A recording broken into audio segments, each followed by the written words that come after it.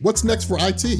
In today's economy, technology touches every aspect of the day-to-day operations of business.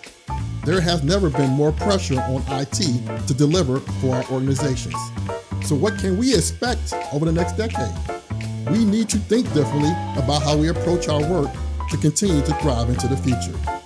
This requires all of us to be intentional in how we look at our role going forward. Smart IT is an approach to getting the important things done by transforming the way we think, work, and lead. And now, let's disrupt the status quo, simplify the complex, and reduce risk the Smart IT way. Hey, Katherine, how's it going today? Really good, William. Good to nerd talk with you. I always enjoy our discussions. So thanks for inviting me. Well, we're going to have a little fun today. Today, we're going to talk a little bit for a few minutes about the Smart IT Workspace Construct. Yes, I know you've been working on this for a while. And by the way, congratulations on your books and 25 episodes on your podcast as we film this. So big congrats to you. What a milestone. Hey, I appreciate that. A lot of good work and a lot of great content. More to come. So the next 25 can be even more exciting. Awesome. I can't wait for it. Well, so I talked about the posting the other day is about this new construct to really help talk more about Smart IT and have ability to bring more people into the conversation. So came up with the Smart IT Workspace Construct as a way to take technical and non-technical people inside of IT, those outside of IT and the rest of the organization, and to make it a little bit more fun to extend that conversation to the actual marketplace itself. So I was trying to figure out, how do you have all these conversations across all these different audiences with different technical skill sets to talk about big topics like AI, big data, ethics. I mean, that's a lot to do, right? It's so much to do. Yeah. So is there a way to frame this to set the table in a way to contain the conversation topics to make it accessible to basically everybody, right? So if there's somebody impacted by IT and then those on the IT side of the house who's creating all this great technology for the rest of the world, I said, let me chat with my friend Katherine for a very specific reason. So I've read something very interesting a couple of years ago called Deciphering Intentions. And people may be wondering, okay, how the heck do we get from Smart IT over to Deciphering Intentions? So for a moment, I'm going to zero in over here to this org structure, and this company name is Hattigan Incorporated. Happens to be a name that's referenced in her book. So I'm going to have her talk about that in a second, but this is really going to be a good conversation because Katherine does a lot of work with somebody up on this org structure, and that's the Chief Marketing Officer, the CMO. So we're going to have future conversations about the CMO sitting down with the CIO and others on this org structure.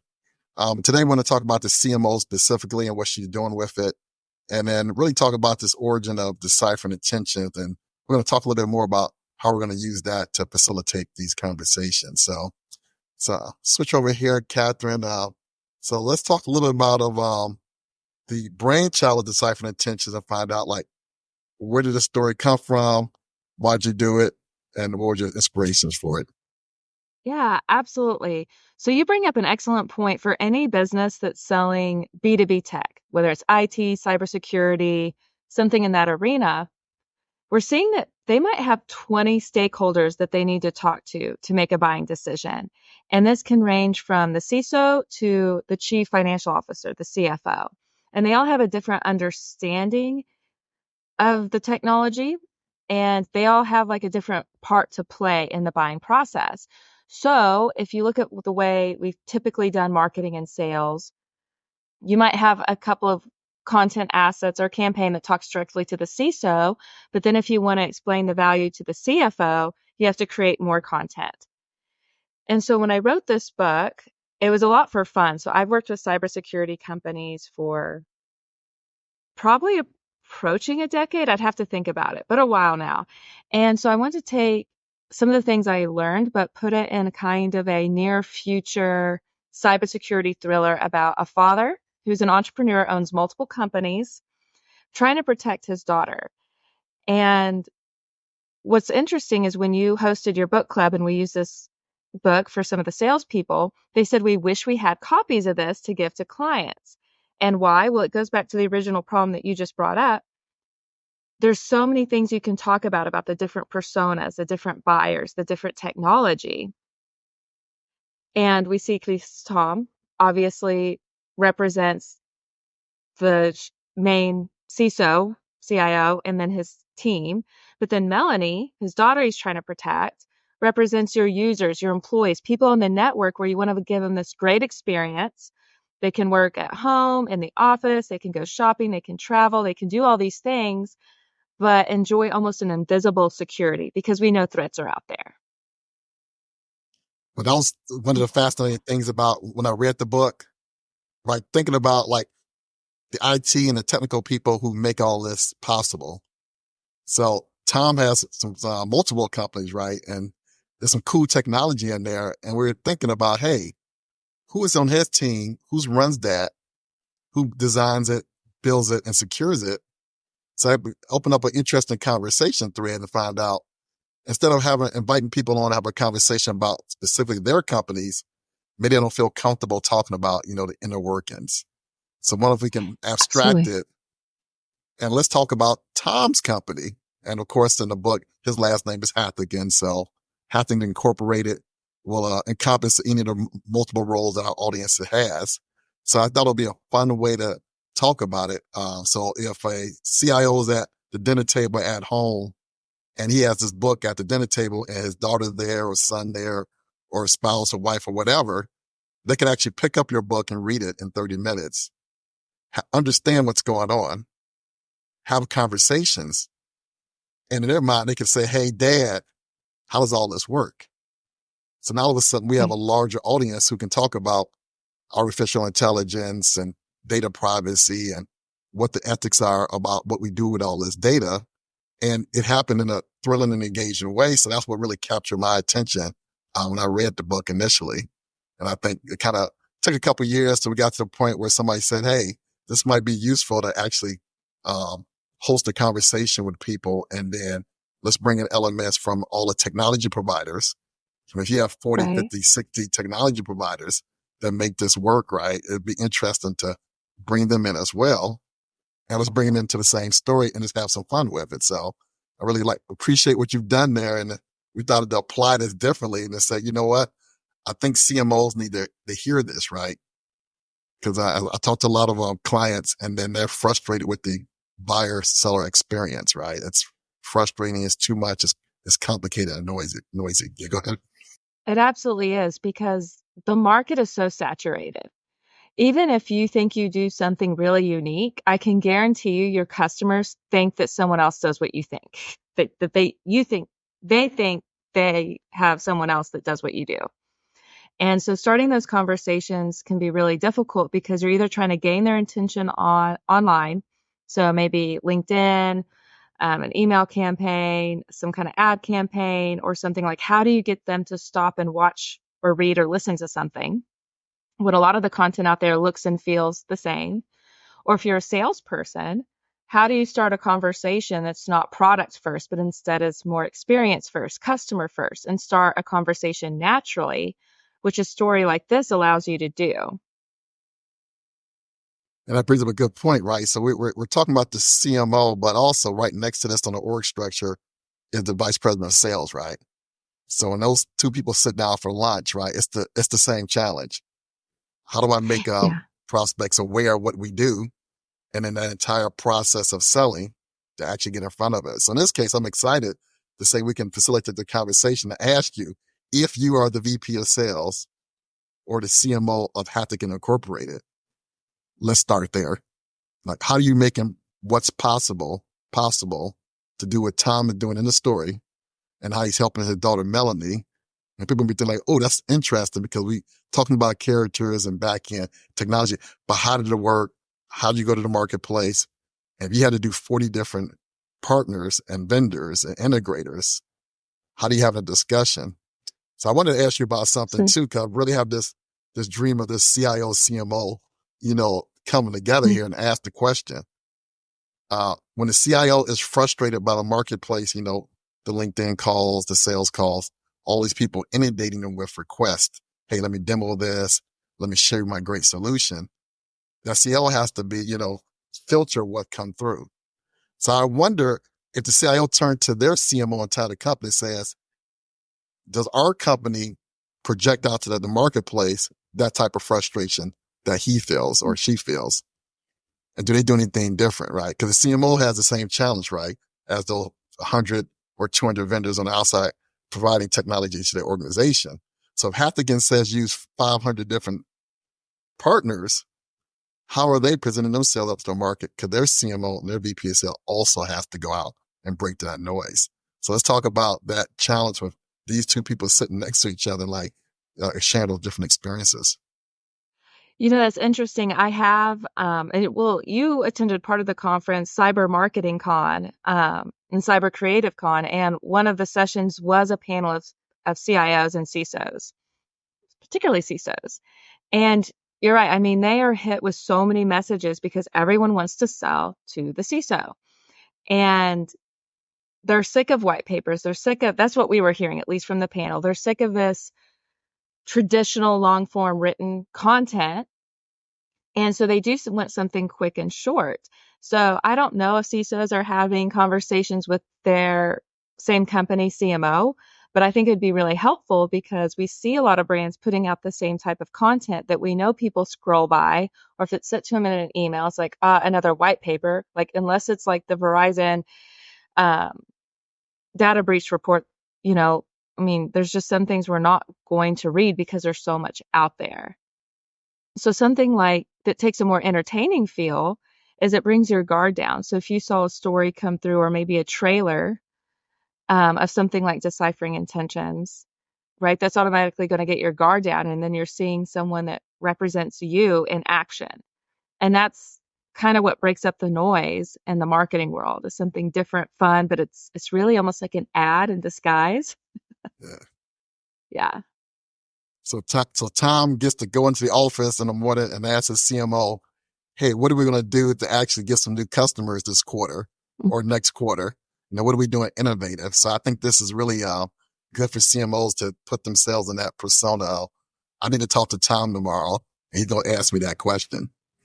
And then, Yeah, and make sure our technology actually is being shown to its, full potential. Yeah, absolutely. like, I think every product innovator and person who ever created a service thought they had the best thing out there, but they only had one problem, getting the attention of prospects to turn them into customers.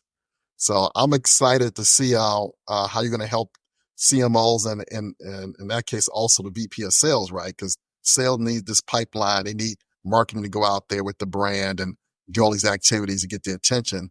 So the sales team go and do follow-ups. So you want to talk a little bit about Exactly. how you're going to help out some CMOs and VP of sales and some of the other things you're doing in this space. Yes, absolutely. And you hit the nail on the head with that is marketing's job in the most simplest form is to make sales easy, right? So if you've seen a marketing campaign or some marketing content, you're now aware of the brand.